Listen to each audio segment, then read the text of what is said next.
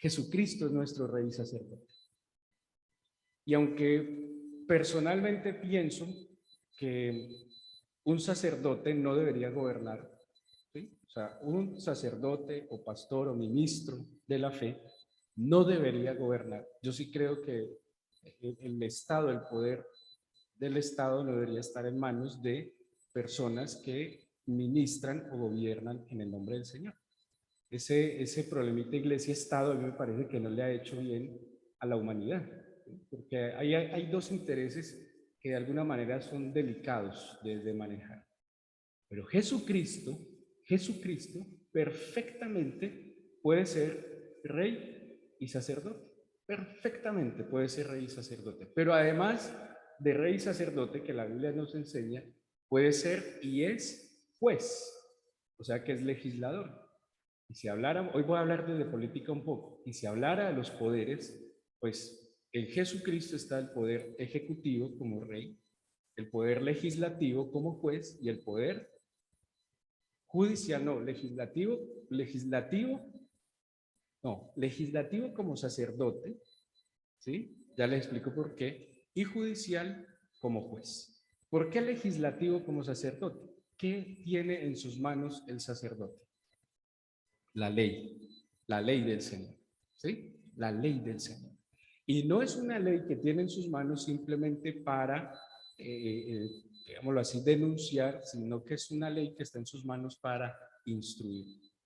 Si aquel que tiene la ley la enseñara y la instruyera más, sería un pueblo menos, ¿cómo se podría decir? Si se conocieran más claras las leyes, ¿ustedes creen que cometeríamos menos delitos? Les hago una pregunta. ¿Ustedes cometen o han cometido algún delito? Yo sí. Yo sí. Por ignorar las leyes, ¿sí? Por no entenderlas, por malinterpretarlas. Y si los gobiernos instruyeran a los pueblos mejor en las leyes, un pueblo mejor instruido es un pueblo mejor dirigido. Un pueblo mejor instruido es un pueblo mejor dirigido. Y nosotros tenemos que aprender a conocer las leyes espirituales y cuáles otras leyes. Pues las leyes que nos gobiernan aún porque no vivimos en una montaña aislados ni en la luna ni en una estrella, sino en esta tierra hay unas leyes que debemos conocer. O sea, yo no puedo decir, como yo tengo una ley espiritual, yo voy a controvertir las leyes que están en este mundo porque a no ser, por ejemplo, la ley ampara que usted puede abortar cuando tiene 6 meses de embarazo. Eso dice la ley, ¿sí? Pero esa ley controvierte la ley espiritual. Ahora, se metería en camisa de 11 varas si usted se ampara en esa ley humana que está en contra de la vida para estar en contra de la ley divina, ¿sí? Entonces, primero está la escritura y por debajo está la ley. En el caso de Colombia sería nuestra constitución, ¿sí? Muy bien. Jesucristo entonces es rey y sacerdote. Hoy no les voy a hablar del juez, solo de rey y sacerdote. Y para hablar un poco y rápidamente, en el Antiguo Testamento se establece una orden sacerdotal. ¿De qué tribu? La tribu de Leví. Ojo, los voy a devolver al Antiguo Testamento, Chana, la voy a volver al Antiguo Testamento. Ah, ya. Chana, estás probando si ustedes saben o no. Gracias, Chana. Ella es nuestra espía en medio de vosotros. Muy bien. Jacob tuvo 12 hijos. Y dentro de los 12 hijos de Jacob eligió a una tribu, la tribu de Leví, para que en los lomos de Leví se instaurara el sacerdocio en el pueblo de Israel. Sacerdotes.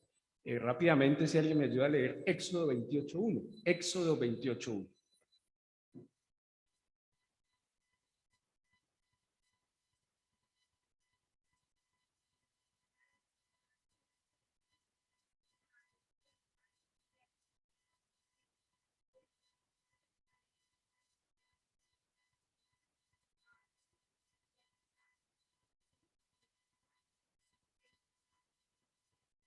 Muy bien, todos los levitas, todos los hijos de Leví, que eran Merari, Coat y Gersón, ¿se acuerdan? Los 3 hijos de Leví.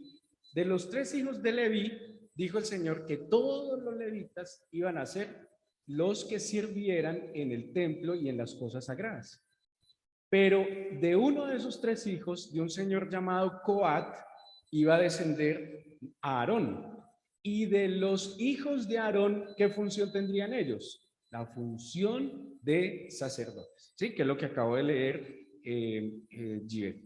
Aarón, bueno, Nadab, Abiú, Eleazar e Itamar, hijos de Aarón. Dos de ellos murieron, ¿se acuerdan? Nadab y Abiú, que murieron por rebeldes y borrachos, y quedaron Eleazar e Itamar. ¿Listo? Ahora, ¿cuál era la función del sacerdote? ¿Cuál creen que era la función que tenía el sacerdote? Uno, muy bien, Fabiola, instruir. ¿Qué más? Interceder. ¿Qué más, Carlos? Eso. Ajá, o sea que el sacerdote, ¿se acuerdan que incluso el sumo sacerdote en su vestuario, por ejemplo, tenía una mitra y una placa que decía acá, una diadema que decía ¿qué? Santidad al Señor, ¿sí? ¿Y qué tenía sobre sus hombros el sacerdote? 12 piedras preciosas que representaban las 12 tribus de Israel. O sea que de alguna manera el sacerdote, cuando se presentaba delante de Dios, ¿qué estaba presentando? Sobre sus hombros la responsabilidad del bienestar espiritual del pueblo.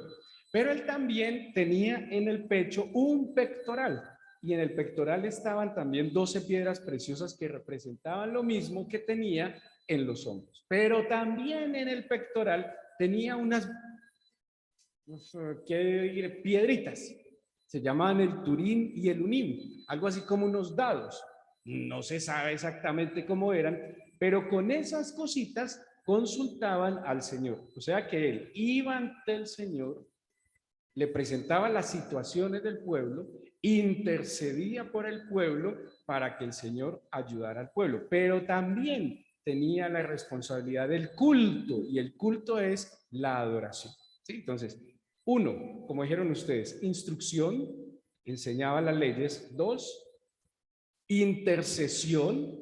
Y tres, la adoración. Esa era la función del sacerdote. Ahora, de verdad les digo, en este mundo que es monárquico, democrático, ¿cómo se dice? Como lo que pasa en Venezuela, dictador, ¿cierto? Que tiene gobiernos dictadores.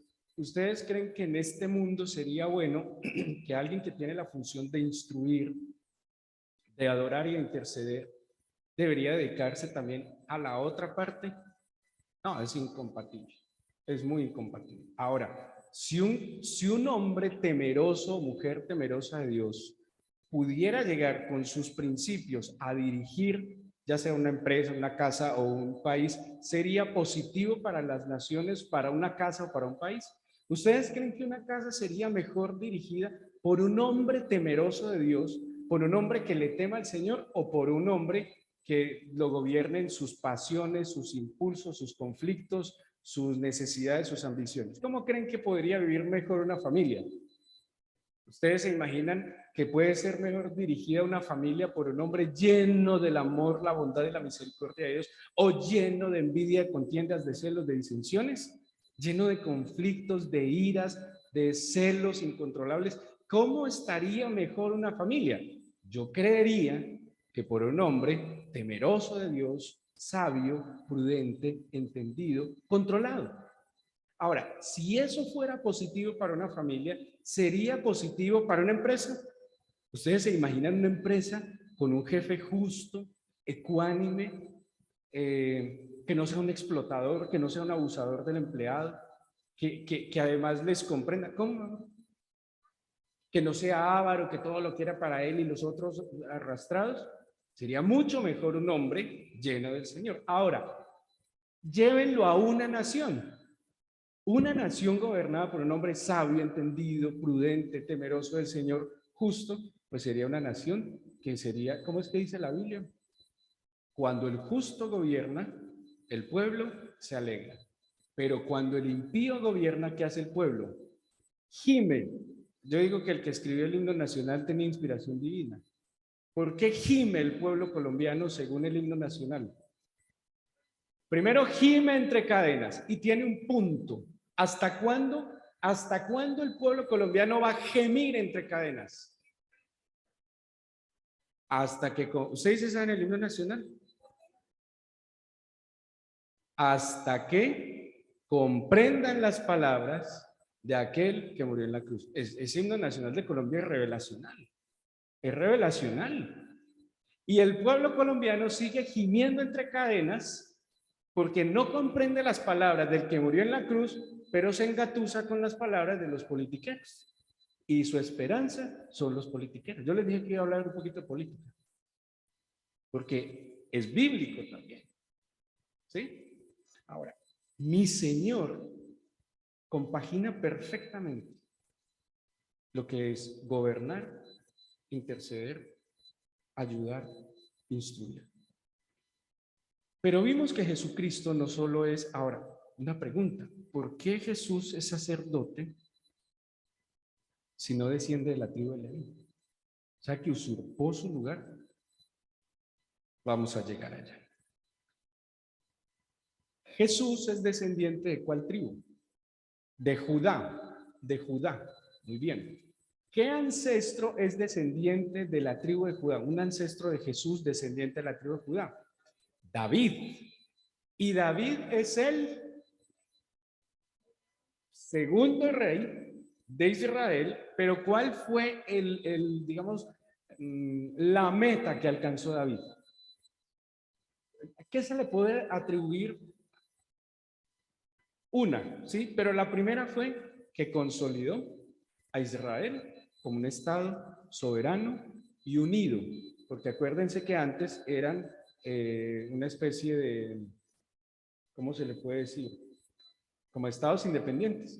Eran, sí, estados independientes, pero no tenían todavía una unidad nacional. Entonces, primero, genera unidad nacional. Y luego, como dijo Giver, establece el culto al Señor. Leamos rápidamente lo que dice Génesis 49. Génesis 49, cuando Jacob bendice a sus hijos, miren la bendición que le hace a su hijo Judá. Génesis 49, 8.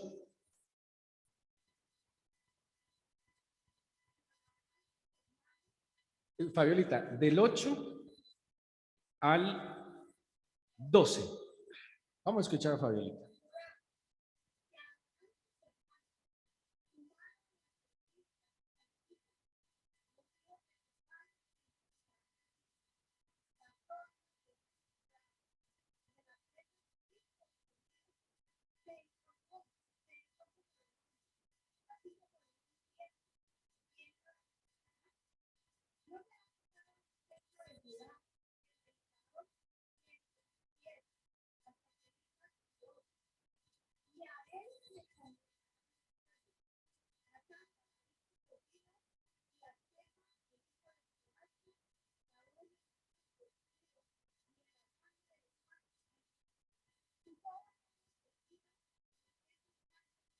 Gracias, Fabiolita, hasta ahí.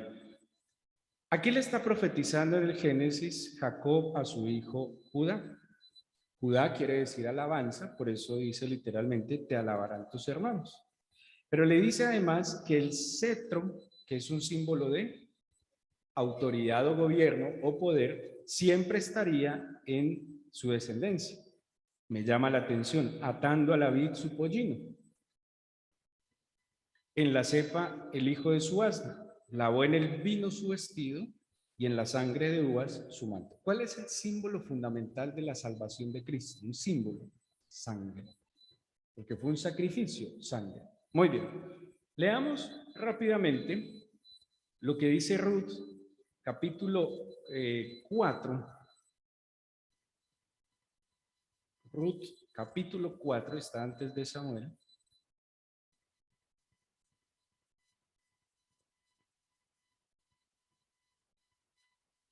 Judá tuvo un hijo con Tamar. ¿Se acuerdan de Tamar? 4. Con Tamar. Si no saben la historia, es una historia como para una novela. De verdad que esa historia de Judá y Tamar es espectacular. No, mejor que una novela. Es una historia entretenidísima. El punto es, pues les voy a contar, Tamar era nuera de Judá, imagínense. Terminó teniendo un hijo con la nuera, pero es que hay un fondo muy interesante en esa historia. Dice Ruth, capítulo 4, versículo 18 al 22, lo siguiente. Ruth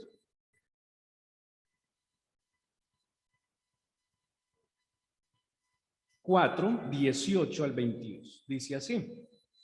4, 18 al 22. Estas son las generaciones de Fares. Fares es el hijo de Judá y Tamar. ¿Listo? O sea que estos descendientes de Fares son descendientes directos de Judá. ¿Listo? ¿Y se acuerdan la promesa que el Señor le dio a Judá? Muy bien. Fares engendró a Hezrón. Hezrón engendró a Ram. Este engendró a Aminadab. Aminadab engendró a Naasón. Y Naasón engendró a Salmón. Salmón engendró a Booz. Y Booz engendró a Obed. Obed engendró a Isaí. E Isaí engendró a David. 10 generaciones entre Judá y David. ¿Sí? Sí, claro, porque Judá es el hijo de Jacob. Judá es el patriarca de la tribu de Judá.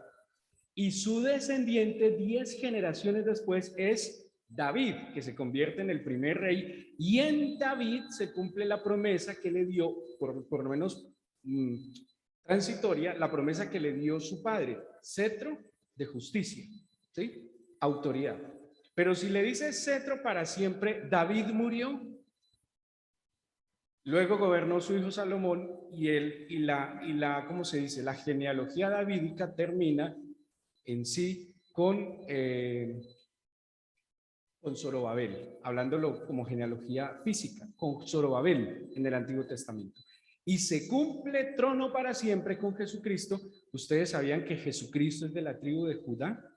¿Sí? Porque José y María, ambos eran de la tribu de Judá.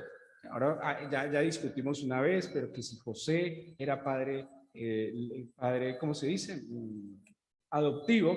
Pregunto, aunque sea padre adoptivo, ¿él pasa la genealogía de él? Sí, porque un padre, claro, porque un padre adoptivo tiene todos los mismos derechos legales que tiene un hijo biológico. ¿O hay diferencia entre un hijo biológico adoptivo? Es igual, legalmente es igual. La única diferencia es que no salió de este gen, pero es igual. O sea que, digamos, si María fuera de la tribu de Leví y solo José fuera de la tribu de Judá, Jesucristo por adopción sería legalmente y completamente descendiente de Judá. Si analizamos esto, Jesucristo por herencia debía ser simplemente ¿qué? Rey o sacerdote, o rey y sacerdote. Ojo, estamos hablando por legalidad y por herencia. Solo rey, porque él no era levita, solo era descendiente de Judá. Y es más, ¿saben cuál es uno de los errores que tienen los judíos hoy? Que ellos esperan al Mesías como rey, ¿sí? Como descendiente de Judá. Para ellos no les cabe en la cabeza que el Mesías sea un sacerdote, porque no es de la tribu de Leví, sino que es de la tribu de Judá. Pregunto, si legalmente, según esto, Jesús no es de la tribu de Leví, sino de la tribu de Judá, ¿por qué Jesucristo es rey y sacerdote? A ver, estudiantes de Antiguo Testamento, María Antonia, el Padre le dio todo. Acuérdate que aquí no hay nada que se salga de lo establecido. ¿Qué pasó? ¿Por qué? Nota apreciativa, pues, para que el que me conteste. Lo eximo del próximo examen.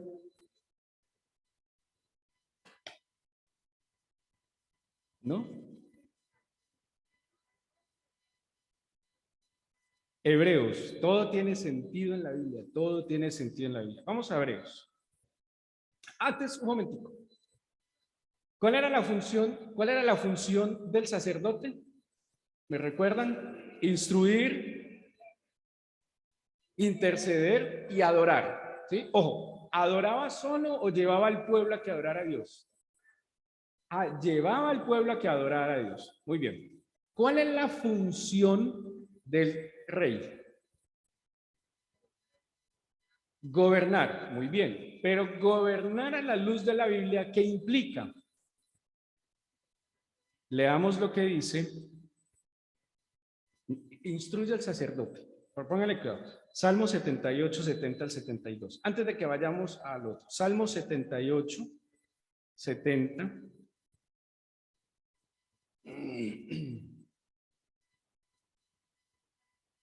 70, 78.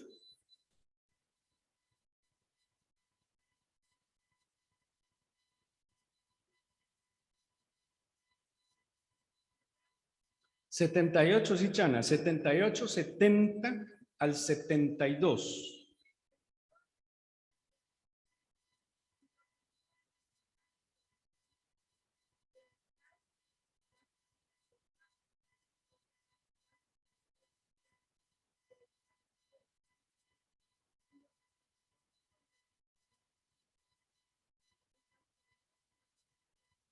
¿Cuál es la función o la Biblia a qué nos asemeja la función de un rey según la Biblia? Pastor, pastor. Cuando ustedes lean en el Antiguo Testamento que el Señor le dice algo a los pastores, se lo está diciendo a los reyes, no a los sacerdotes, no a los profetas, no a ningún otro, sino a los reyes. Según esto, ¿cuál es la función de los reyes? Si es la misma del pastor, ¿cuál es la función de los reyes? Muy bien, guiar, y guiar implica guiar y orientar. ¿Sí? Guiar y orientar. Ojo, guiar y orientar. Por eso, cuando me voy a meter en política internacional en este momento, cuando uno mira a este señor Zelensky, que además es judío, ¿qué tiene de particular Zelensky que se volvió el tipo popular en Ucrania y en el mundo? Que es un hombre primero, que se puso el uniforme y que le ha dado guía y dirección, y eso implica moral a su pueblo. Una vez hay un museo en Israel que es el Museo de los Tanques, no de los tanques de agua, sino tanques de guerra. Sí, porque la primera vez que fui, yo creí que íbamos a ver tanques de agua y no, eran tanques de guerra. Y allá los guías son militares y ellos nos explicaban que la moral del ejército israelita es que siempre sus comandantes, desde el más alto nivel, están en las filas con los soldados. Claro, cuando un soldado ve que no lo mandan adelante como carne de cañón, sino que su comandante está luchando con él, ¿qué implica? Moral. Es toda moral. Y pensaba ahorita que se me vino a la mente de Zelensky, hay algo que tiene el personaje. Primero, como es un actor y maneja medios y todo el cuento, pero es un tipo que se quedó. Es un tipo que está ahí, que está presente. Listo, súmenle los medios y toda la vaina mediática, pero está ahí, está con el pueblo, pero ante todo está dando dirección y guía. Y cuando un pueblo tiene una sabia dirección y guía, es un pueblo que está bien cuidado. Pero ojo que el pastor no solo da eso. Dice, guía, orienta, tú lo mencionaste, cuida y protege. Cuida y protege. El pastor, rey, debe ofrecerle al pueblo seguridad. Seguridad. ¿Ustedes se imaginan de verdad que un bendito hombre de Dios entendiera esto y gobernara? Es que la seguridad es un deber de aquel que gobierna como pastor, que le da una dirección sabia y una orientación al pueblo. Se parece a los bellacos que gobiernan en nuestros países. Pero además el pastor dice apacienta. ¿Y se acuerdan que yo les enseñé qué implica apacentar? Alimentar, proveer las necesidades básicas. Techo, hablándolo hoy, alimento, digamos vestido, servicios públicos mínimos como agua y acueducto. Pues, agua, acueducto es la misma vaina. Agua y, oye, se están durmiendo porque ni la pillaron. Agua y energía. ¿Sí? Muy bien. Pero además el pastor, de alguna manera, Provee. No es que, ojo, no, el pastor no es subsidiario, ¿sí? Provee los medios para que el pueblo se desarrolle. No subsidiario, sino que provee los medios para que el pueblo se desarrolle. Claro, invierte, educa, ¿sí? Salud, educación. ¿Por qué? ¿Qué dice la Biblia que cómo era David como pastor? Voy a leerles. Dice, apacentó. ¿Cómo los apacentó? Con integridad de corazón y con pericia de manos. O sea que era hábil y ágil en el cuidado. Jesucristo entonces no solo es aquel sacerdote que adora y nos lleva a la adoración, que intercede y que nos instruye, sino que es aquel rey que, de nuevo, cuida, guía, pastorea, protege, apacienta y provee. ¿Sí? Por eso mi esperanza no puede estar puesta en los pastores de este mundo. Yo creo que, bueno, ¿por qué a los que dirigen las iglesias les dicen pastores? Eso en el Nuevo Testamento se los enseñamos, porque ya tiene una connotación diferente la expresión pastor, pero en el Antiguo Testamento es ese. Ahora sí vamos a Hebreos, capítulo 5. Y vamos a ver por qué Jesucristo sí califica como rey y sacerdote, y por qué no simplemente como sacerdote. Hebreos 5 dice así. Hebreos, bien casi terminando la Biblia.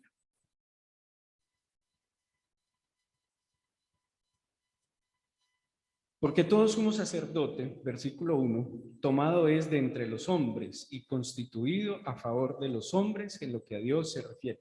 ¿Se acuerdan que cuando leímos de David, de dónde fue tomado David? De entre las ovejas, de nada, ¿no? Y dice, para que presente ofrendas y sacrificios por los pecados, para que se muestre paciente con los ignorantes y extraviados, puesto que él también es rodeado de debilidad.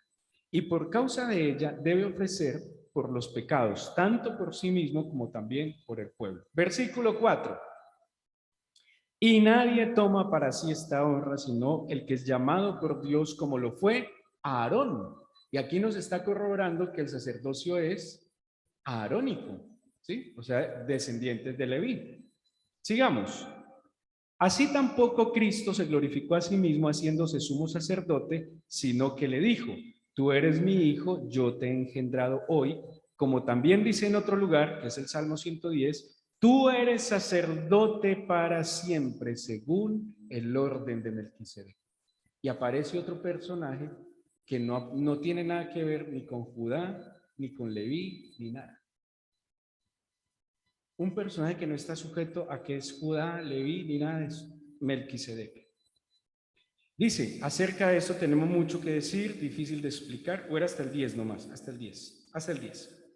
Aparece en escena Melquisedec. ¿Alguno sabe quién era Melquisedec?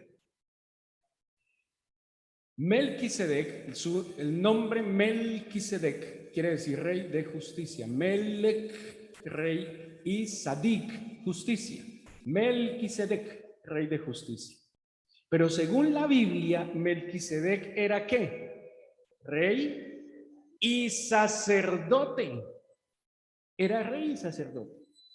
Y Jesucristo, como no desciende de Judá, ¿qué está diciendo Hebreos?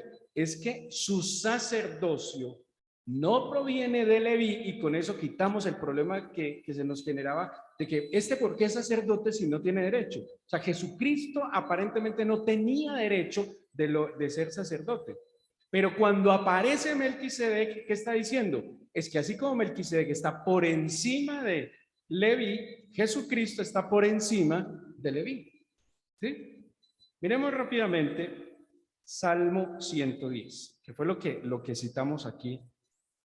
¿Se acuerdan que en estos días que estábamos estudiando los salmos dijimos que el Salmo 110 era un salmo de, ¿alguien se acuerda? Un salmo mesiánico, porque habla de Jesús. ¿Qué dice el versículo 1? Vamos a leerlo todos.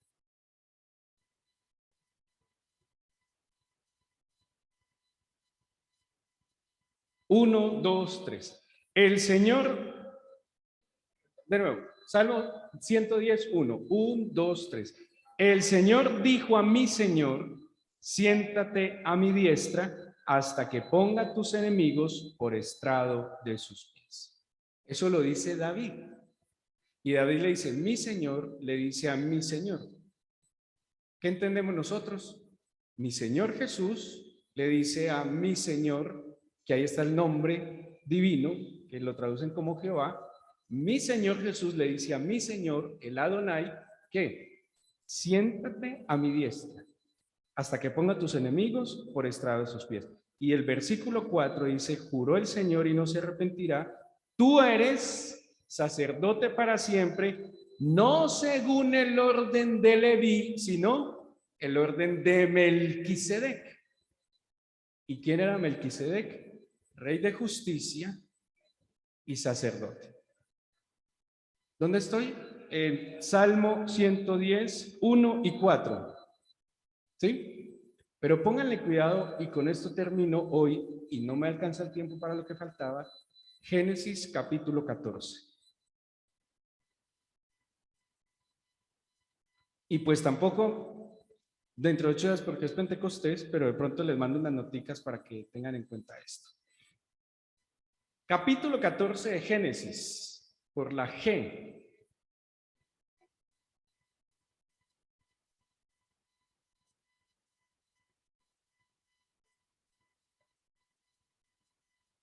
Versículos 17 al 20. Vale, cuidado para que se sorprendan. Cuando volvía de la derrota de Kedorlaomer, repitan conmigo, Kedorlaomer. Eso, si usted logró decir eso, cuando usted tenga de pronto mareos, para que usted mida si de pronto está teniendo un accidente cerebrovascular o no, diga Kedorlaomer. Si lo logra articular, su cerebro está intacto. Si de pronto envía que la, que la, pida cita o corra. Cuando volvía de la derrota de Kedorlaomer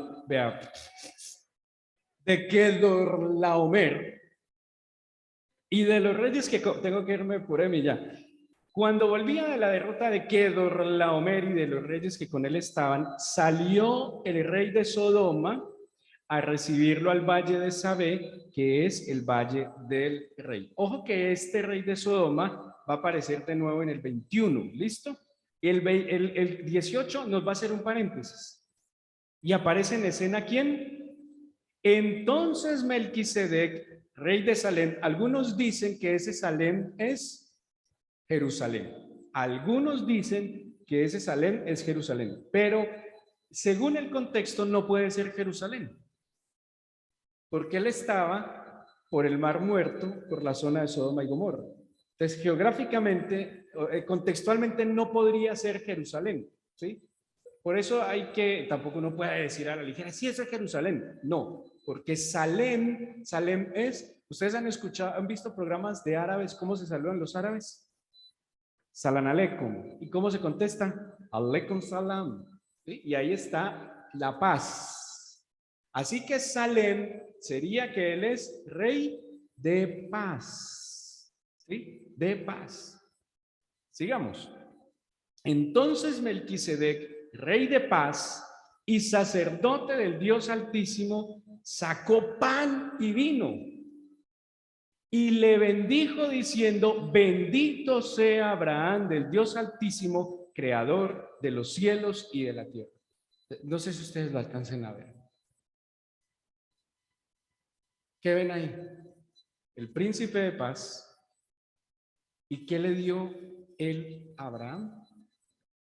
Pan y vino. ¿Qué es el pan y el vino? El cuerpo y la sangre de Cristo. Esto es brutal. De verdad. Esto es brutal. Esto es una cosa impresionante. Génesis 14 nos está presentando la misma obra de Jesucristo en Melquisedec como rey y sacerdote. No solo como príncipe de paz, no solo como aquel que da pan y vino, sino también ¿qué? Ahí lo dice, la Léalo. La bendición, Yolanda, muy bien. La bendición. Dime, Chana.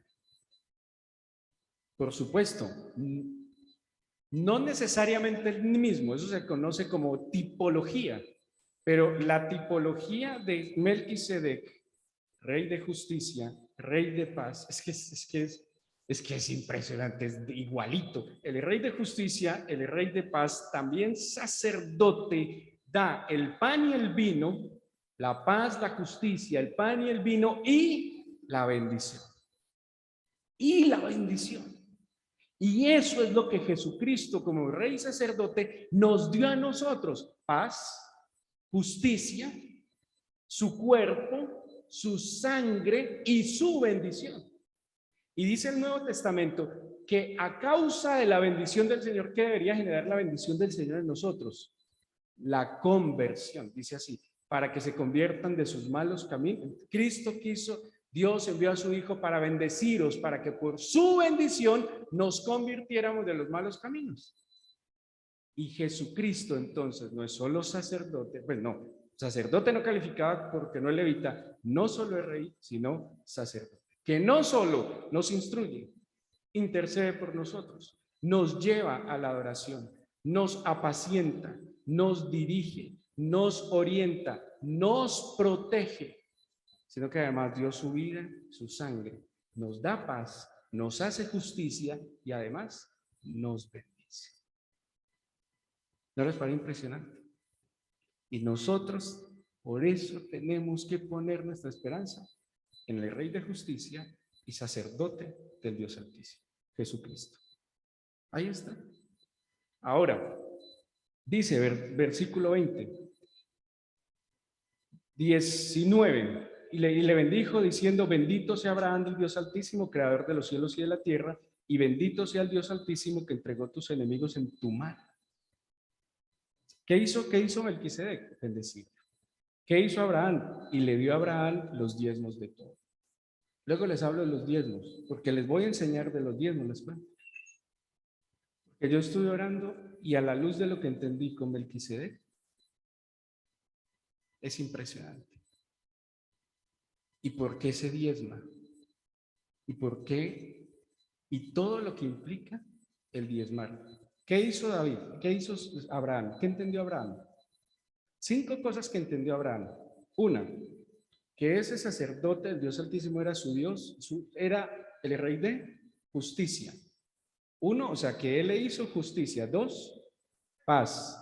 3, el pan y el vino, provisión. Y en el caso de nosotros es vida, salvación. Pero que además me dio la bendición. La reacción de esto es esto. Diezmo, lo honró, le reconoció, le agradeció. Impresionante. Y les cuento que después lo que viene desde Abraham hasta Hebreos, en Jesucristo, es impresionante. ¿Se acuerdan cuando el Señor les dijo, voy a terminar acá, pero para que se acuerden, cuando el pueblo de Israel le pidió a Samuel que les diera rey? ¿Sí se acuerdan? ¿Al Señor le agradó? ¿Sabe qué dijo el Señor? Entre otras cosas dice, ese rey que viene, 1, va a coger sus hijos para la guerra. 2, va a coger sus muchachas como servidoras. 3, les va a cobrar los diezmos. O sea que los diezmos, ¿a quién se le dan? A los reyes y a los sacerdotes. Pregunto, ¿ustedes le diezman al Estado colombiano? Le 20 coso, porque el IVA es 19%. De retención en la fuente depende de lo que usted haga desde el 3.5% en adelante. Creo que hasta el 10%. Doctora contadora, como hasta el 10%. 11%. Algunos le evaden el tributo al rey de acá, y también le evaden el tributo al rey de los cielos. Jesucristo, cuando cogió la moneda, que le dijo a Mateo, al César lo que es del César. O sea, un cristiano que va de impuestos peca, por supuesto, porque el mismo Señor dijo, al César lo que es del César, paga impuestos. Pero al que tributo, tributo, y al que honra, y honra. Y si usted le tiene temor a la DIAN, ¿por qué no le tiene temor a Dios? Tenaz. Pero tranquilos, no se estresen. ¿Sabe por qué no lo hacen? Porque para ustedes no es su Dios de paz, no es su Dios de justicia, no es su Salvador y no los bendijo. Cuando yo recibo eso, mi reacción es reconocerlo. Es reconocerlo. Con libertad, con gratitud, con liberalidad. Ahora, ¿cómo se hace? Ya voy a terminar. Mateo 23, 23. Justicia, misericordia y fe. Mateo 23, 23. Y lo dijo el Señor Jesús. Mateo 23, 23. Misericordia, justicia y fe. Fe, Malaquías 3, del 10 al 14. Misericordia, Deuteronomio 14. Y justicia, 1 Corintios capítulo 9. Ahí se los dejo para que lo lean. Mi consejo, léanlo. Primero Mateo 23, 23. Habla de tres cosas. Amor, no. Empieza con justicia, misericordia y fe. Justicia, 1 Corintios 9. Misericordia, Deuteronomio 14. Y fe, Malaquías 3, del 10 hasta que termina. Ahí está. Cada uno léalo. Si su Dios es rey y sacerdote, si su Dios es de paz, de justicia, le dio la salvación, la vida eterna, y le da la bendición, entienda lo que les acabo de decir ahí. ¿Listo? Vamos a orar. Vamos a orar. Les voy a dar 5 minutos mientras organizamos algo para bendecir a Samuel. Los que se puedan quedar están todos cordialmente invitados, pero nos dan 5 minuticos que vamos a organizar algo para Samuel y hacemos inmediatamente la dedicación de Samuel. Vamos a orar, vamos a ponernos en pie.